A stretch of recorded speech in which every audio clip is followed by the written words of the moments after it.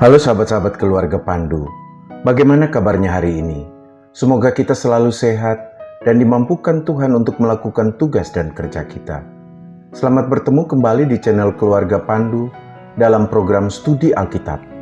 Studi Alkitab kita kali ini diambil dari kitab Ibrani pasal 13 ayat 13-23. Sebelum mendengarkan penjelasan saya, silakan sahabat-sahabat keluarga Pandu membaca teks Alkitabnya terlebih dulu.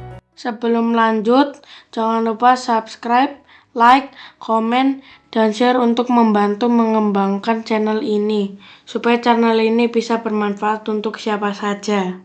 Surat kepada orang Ibrani ini, termasuk pasal 13 yang menjadi bagian studi Alkitab kita, adalah surat yang menurut banyak pakar perjanjian baru, adalah surat yang ditulis kepada orang-orang Kristen yang sebagian besar berlatar belakang Yahudi. Ini terlihat dari banyaknya kutipan perjanjian lama dalam surat tersebut. Ini menunjukkan bahwa mereka mengenal pesan-pesan dalam perjanjian lama tersebut. Ini juga terlihat dari penggunaan istilah-istilah khas perjanjian lama yang juga bisa kita temukan dalam bahan studi Alkitab kita kali ini.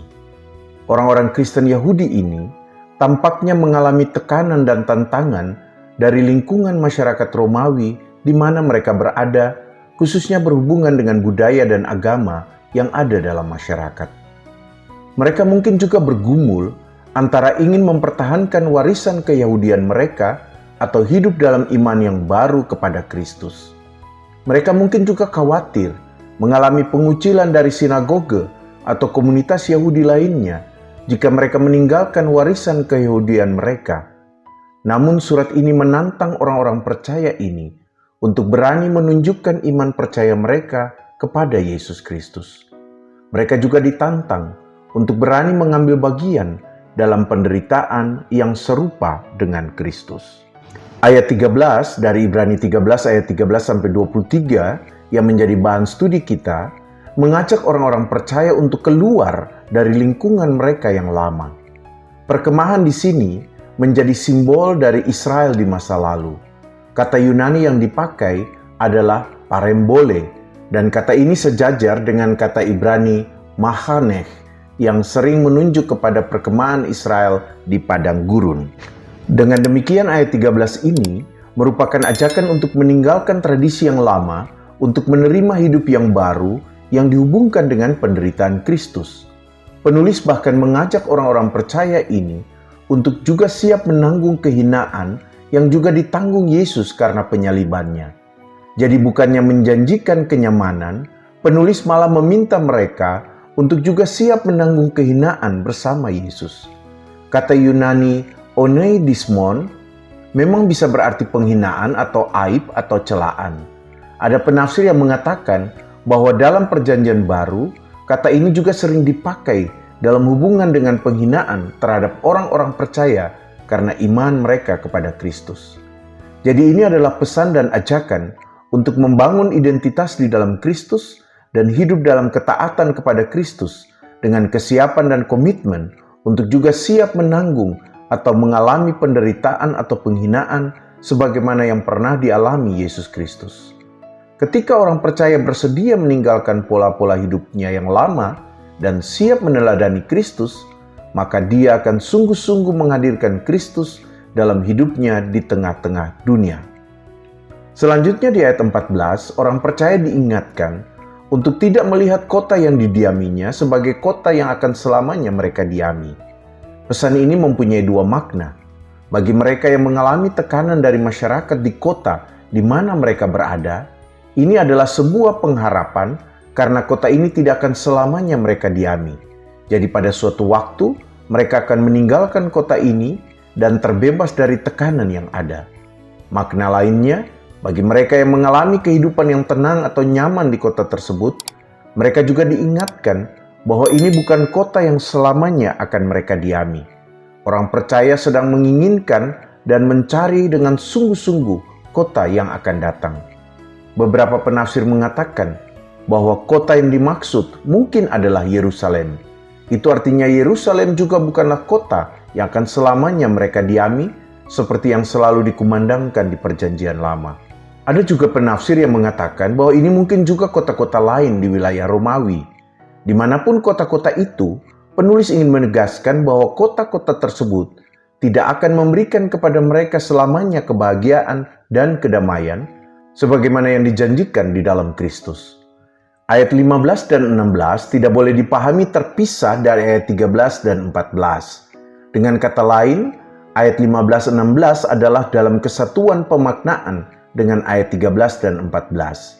Ayat 15 dan 16 dapat dipahami sebagai tindakan konkret dan bukti dari orang-orang percaya menampilkan identitas sebagai pengikut Kristus dengan kesediaan menanggung kehinaannya dan terus mencari kota yang akan datang. Tindakan konkret itu berhubungan dengan diri sendiri dan juga berhubungan dengan orang lain. Tindakan yang berhubungan dengan diri sendiri adalah perkataan memuliakan nama Tuhan, sedangkan yang berhubungan dengan orang lain adalah berbuat baik dan memberi bantuan. Yang menarik di sini adalah penulis memberi makna baru pada kurban. Dalam Perjanjian Lama, kurban dihubungkan dengan binatang atau tumbuhan. Namun dalam suratnya, kurban diubah wujudnya oleh penulis menjadi sebuah tindakan atau karya.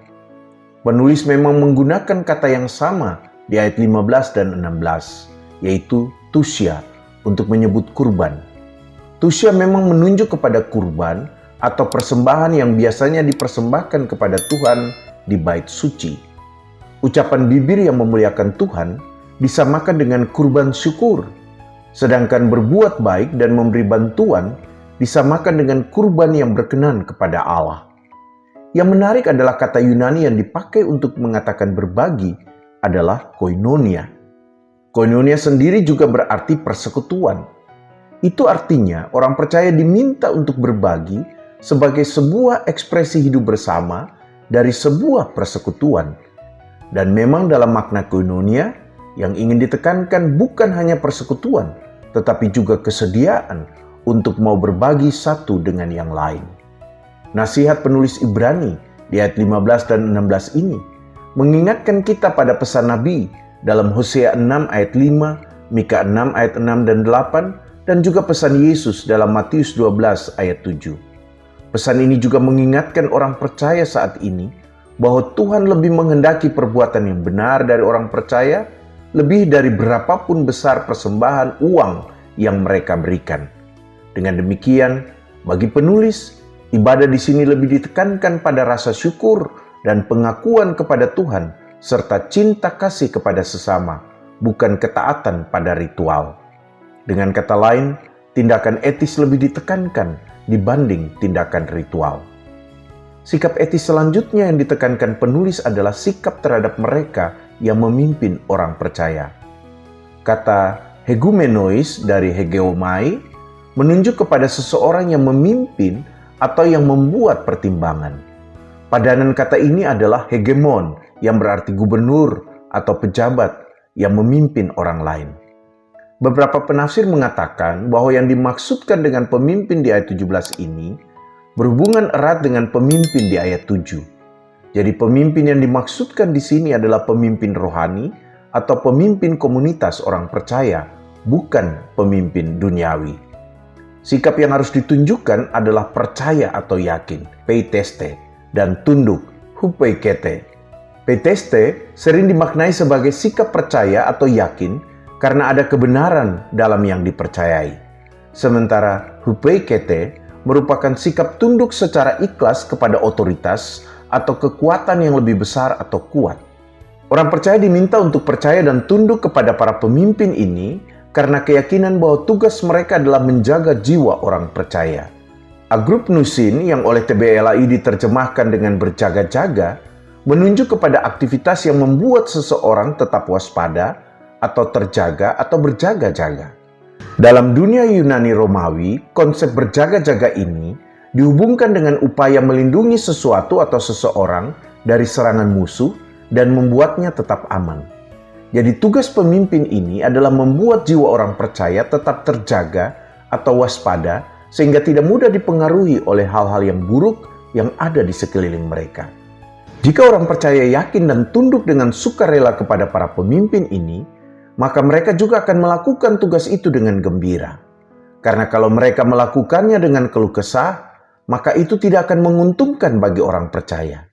Jadi kegembiraan atau sukacita, bahasa Yunaninya charis, dipertentangkan dengan keluh kesah atau mengeluh atau juga marah, bahasa Yunaninya stenasontes. Sementara itu, kata memberi keuntungan diterjemahkan dari alusiteles. Alusiteles bisa berarti tidak menguntungkan, tetapi juga bisa berarti merugikan atau merusak. Narasi ini memperlihatkan betapa pentingnya kerjasama atau saling mendukung di antara orang percaya dengan pemimpin-pemimpin rohani mereka. Para pemimpin rohani diharapkan bisa melakukan tugas mereka dengan sukacita, membuat iman dan jiwa orang percaya tetap terjaga dalam menghadapi setiap tantangan dan masalah yang ada. Sementara itu, orang percaya juga diminta agar membuat para pemimpin rohani ini melakukan tugas mereka dengan sukacita melalui sikap hormat mereka dan juga kepercayaan mereka kepada para pemimpin ini. Jadi tidak bisa umat hanya menuntut para pemimpin rohaninya untuk melayani dengan sukacita, sementara umat sendiri tidak berusaha untuk membuat para pemimpin mereka melayani dengan sukacita. Jadi kita tidak bisa mengatakan bahwa para pemimpin rohani itu harus terus melayani dengan sukacita tanpa peduli atau dipengaruhi oleh apapun sikap atau perilaku umat kepada mereka, dengan alasan yang sering kita pakai bahwa karena para pemimpin rohani itu adalah pelayan Tuhan. Penulis dengan tegas mengatakan bahwa kalau umat membuat para pemimpin ini bekerja dengan berkeluh kesah, maka apa yang dilakukan para pemimpinnya tidak akan memberikan keuntungan bagi umat.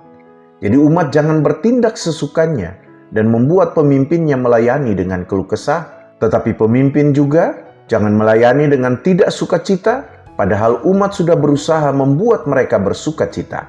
Dengan demikian, dibutuhkan dukungan dan kerjasama yang baik di antara umat dengan pemimpin rohani mereka.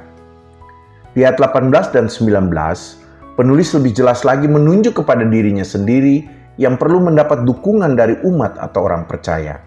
Namun dengan menggunakan kata kami, penulis tidak berbicara tentang dirinya sendiri, melainkan dirinya dan juga rekan-rekan sepelayanannya.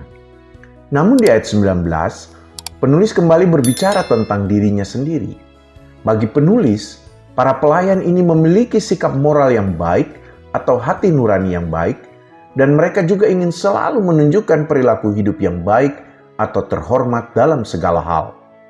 Beberapa penafsir mengatakan bahwa pernyataan ini menunjukkan bahwa mungkin saja di tengah-tengah jemaat atau umat beredar upaya memfitnah para pekabar Injil ini dari orang-orang yang tidak menyukai mereka. Mungkin juga karena para pekabar Injil ini saat ini tidak ada bersama-sama dengan umat, sehingga mereka tidak tahu, maksudnya umat tidak tahu sikap hidup para pekabar Injil ini yang sebenarnya. Karena itu, mereka berharap orang-orang percaya ini terus mendoakan para pemimpin ini atau para pekabar Injil ini karena mereka memiliki hati nurani yang murni dan selalu hidup dengan cara-cara yang baik atau terhormat. Dan di ayat 19, penulis meminta umat untuk berdoa agar dia bisa segera kembali dan berada di tengah-tengah umat sehingga mereka bisa melihat secara langsung kehidupannya. Penggunaan kata apokatasto di ayat 19 yang diterjemahkan TBLAI dengan dikembalikan, menurut beberapa penafsir tidak hanya terbatas pada makna kembali berada di tengah-tengah jemaat, tetapi juga menunjuk kepada kerinduan penulis agar kalau dia berada lagi bersama umatnya itu, dia bisa memulihkan kembali situasi mereka seperti sebelumnya. Dengan demikian, salah satu bentuk dukungan terhadap para pemimpin yang diharapkan dari umat adalah dukungan doa agar para pemimpin bisa melakukan tugasnya dengan baik dan selalu diberi hati nurani yang baik. Di sisi lain, narasi ini juga mengingatkan para pemimpin atau para pelayan untuk terus mempertahankan hati nurani atau sikap moral yang baik dan selalu berusaha untuk hidup dengan cara-cara yang baik atau terhormat. Di ayat 20 dan 21, penulis mengucapkan berkatnya kepada umat.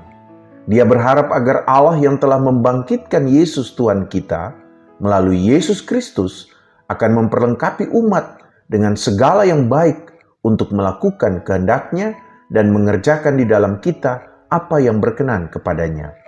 Dengan demikian, kemuliaan hanyalah bagi Allah selama-lamanya. Di ayat 20, penulis mulai dengan sebuah pengakuan iman bahwa Allah damai sejahtera yang dengan darah perjanjian yang kekal telah membawa kembali Yesus Tuhan kita dan Gembala Agung segala domba dari antara orang mati. Penulis dengan demikian mengedepankan dan menekankan pekerjaan Allah di dalam Yesus Kristus dan dihubungkan dengan perjanjian yang kekal yang dihubungkan dengan kematian Yesus di salib sebagai kurban penebusan yang kekal. Dengan demikian, penulis juga menempatkan Yesus Kristus dan kuasa Allah di atas segala kuasa yang lain. Dan karena Allah adalah sumber damai sejahtera, maka umat hanya bisa hidup dalam damai sejahtera dengan percaya kepada Allah sang sumber damai sejahtera tersebut. Dalam ayat 21, penulis mendorong kita lebih jauh lagi mengingatkan kita bahwa hanya melalui Yesus Kristus kita dapat menyelaraskan hidup kita dengan apa yang Tuhan inginkan. Kita melihat hal ini dalam tindakan ketika kita memilih untuk hidup dalam ketaatan dan kesetiaan kepada kehendak-Nya. Penulis yakin bahwa Tuhan akan menolong kita melalui Yesus Kristus untuk hidup dengan cara-cara yang menyenangkan hati-Nya. Pada akhirnya, penting untuk diingat bahwa kemampuan apapun yang kita miliki untuk menjalani hidup yang berkenan kepada Allah tidak hanya berasal dari usaha kita sendiri, tetapi lebih lagi karena pekerjaan luar biasa yang Allah lakukan di dalam kita. Ayat 22 dan 23 merupakan harapan penulis berkaitan dengan surat yang dikirimnya dan juga harapannya untuk bertemu dengan jemaat. Di ayat 22, penulis berharap agar orang percaya menerima nasihat-nasihatnya dalam surat yang pendek ini dengan rela hati. TBLAI mengartikan rela hati ini dari kata Yunani parakleseos, dari kata dasar anecho. Anecho mengandung makna bersabar, bertoleransi, atau bertahan. Beberapa penafsir mengartikan bagian ini sebagai menerima surat tersebut dengan hati dan pikiran yang terbuka. Sikap semacam ini juga dapat menolong mereka untuk menghadapi situasi yang ada dengan tetap bertahan dalam iman kepada Yesus Kristus, terutama dalam menghadapi tantangan dan pencobaan.